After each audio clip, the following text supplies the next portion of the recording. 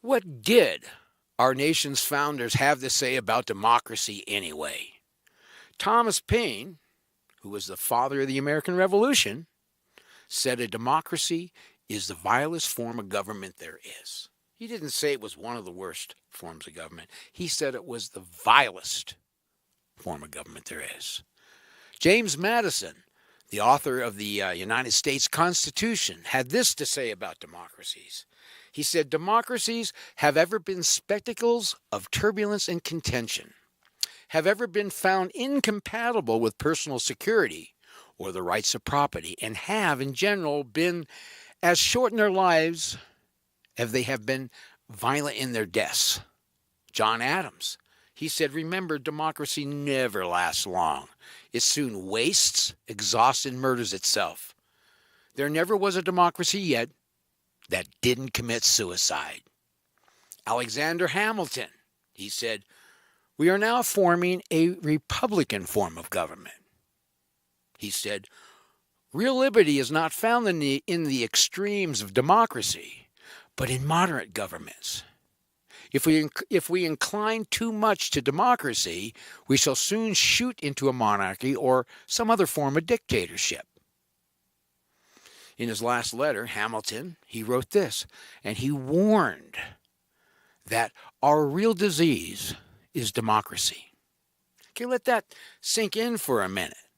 You know, I spent a lot of time searching our country's history out, and I was always taught that we were a democracy.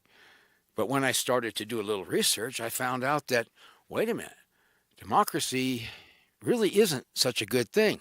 Then I began to wonder, how far back can I research this and find what can I find about democracy? And can I find anything that would be, I don't know, good about democracy? Well, as far as I could find, I went back to 384 to 322 BC. It took me back to Aristotle. Now, Aristotle said, of the true forms of government, there are only three. And he says, and I say, if you take and break this down, what he says, you'll see that almost every form of government out here, you can take and put them into this category of these three true forms. He said first there was a kingship, then there was the aristocracy, and then there was a constitutional form of government. And constitution is synonymous with covenant or contract. Okay? Now, each one of these governments, he said, has its perversion. And that's the word he used, perversion. He said for a kingship, its perversion would be a tyranny or a tyrant king or a dictator. See how that falls into a category? An aristocracy, which is a group of people that are ruling a country, their perverted form is a corrupt group, which they call an oligarchy. And for the constitutional form of government, the form of government that our founding fathers established here, Aristotle said that its perversion is democracy. Okay, now what does our Constitution have to say about our nation's form of government? Well, if you go to Article 4, Section 4 of the United States Constitution, it says, the United States shall guarantee to every state in this union a republican form of government. It doesn't say a democratic republican form of government. It doesn't say a democratic socialist form of government. It says a republican form of government. I don't know. Do you remember pledging your allegiance to the flag every day? I mean, I can remember pledge allegiance to the flag, United States of America, and to the republic for which it stands. I mean, the evidence of what our nation's founding fathers established is everywhere you look. They didn't establish a democracy. They established a republic.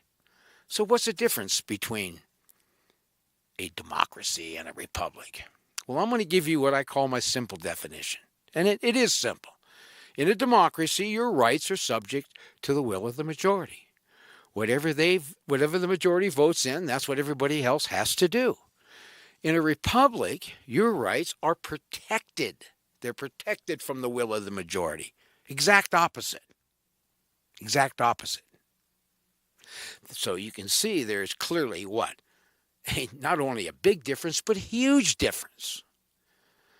A democracy and a republic are diametrically opposed to each other. You can't mix the two. Now, can democracy, can it ever be a permanent form of government? Well, the answer to that is no, and here's why. Let me explain to you how this democratic process works and why it cannot be a permanent form of government. It's pretty simple.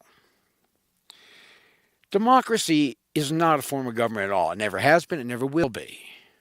What it is a process. It's a process whereby the majority, you get something else. So if you set up a democracy and 51% of the people want to vote in communism, then communism comes in. But then, do you have a democracy anymore? No, you have communism. You don't even have the democratic process anymore. You're stuck with the communism. You can't even get out of it. Okay? Democracies are, as defined by one of our founders, and his name escapes me at the moment, but he said it's basically two wolves and a sheep voting on what's for dinner. That's your democracy. Now, there was a British historian. His name was Alexander Fraser Tytler. And he was commending our founding fathers, on the fact that they established a republic over a democracy. And this is what he said about democracy. You might find this interesting. He said, a democracy cannot exist as a permanent form of government, which I just demonstrated to you a second ago. It is a process. It is not a permanent form of government. He went on to say, it can only exist until the voters discover that they can vote themselves the largest from the public treasury. Sound familiar? From that moment on, the majority always votes for the candidate promising the most benefits from the public treasury, with the result that a democracy always collapses over loose fiscal policy, always to be followed by a dictatorship. And that was Alexander Tytler. Okay, knowing that, why do you think the political left consists of socialists, communists, social justice warriors, Antifa, Black Lives Matters, the KKK, La Raza, Acorn, and of course our favorite, the National Socialists? And why do you think all of these anti-American, anti-constitutional political groups rally around the Democratic Party? If democracy is the perversion of a constitutional form of government, what does that make the people who promote it? I am the ghetto man. If you are politically correct, then you are legally wrong. And if you're not part of the solution, then you are the problem. Thank you for watching, and please subscribe and please follow.